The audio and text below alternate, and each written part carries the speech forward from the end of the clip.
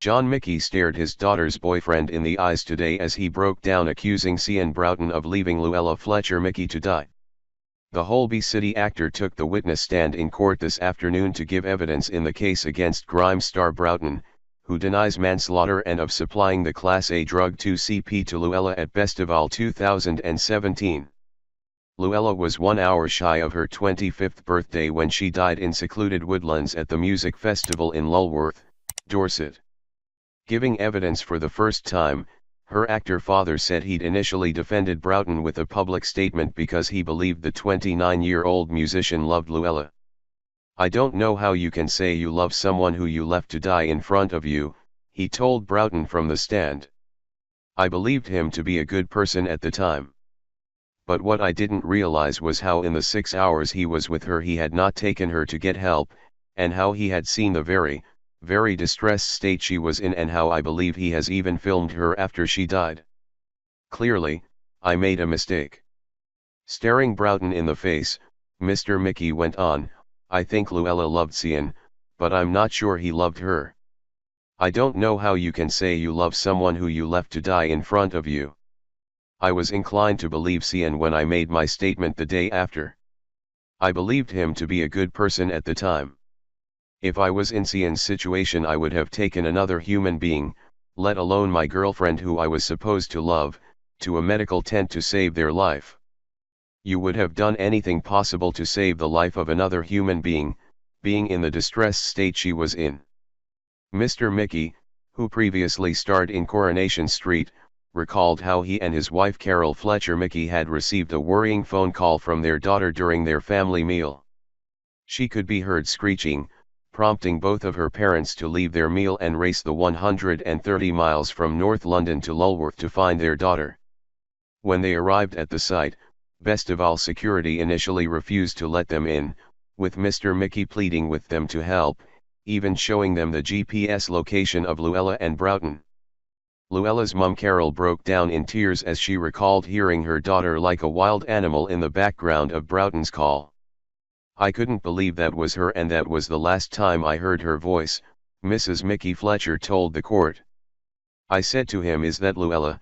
and he said, 'She will be fine, don't worry,' and I said, 'Let me speak to her, let me speak to her.'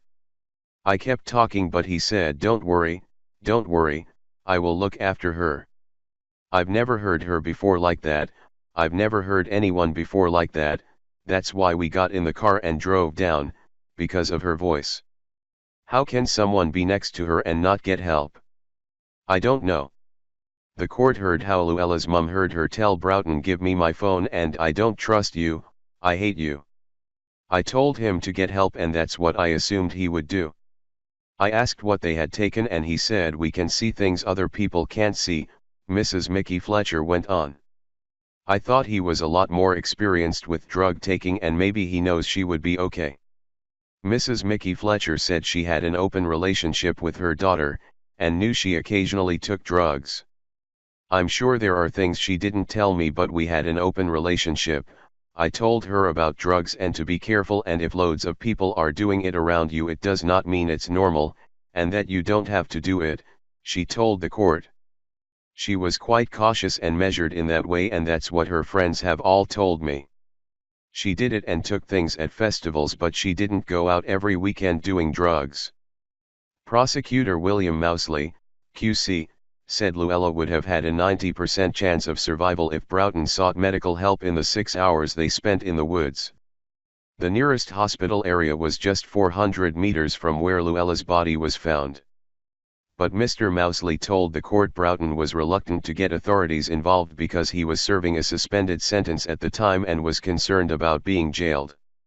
Earlier this week, Winchester Crown Court heard how Broughton filmed Louella for over 50 minutes as she hallucinated wildly, clawing at her arms and shouting at him to call my mum, call my brother, call my sister as he left.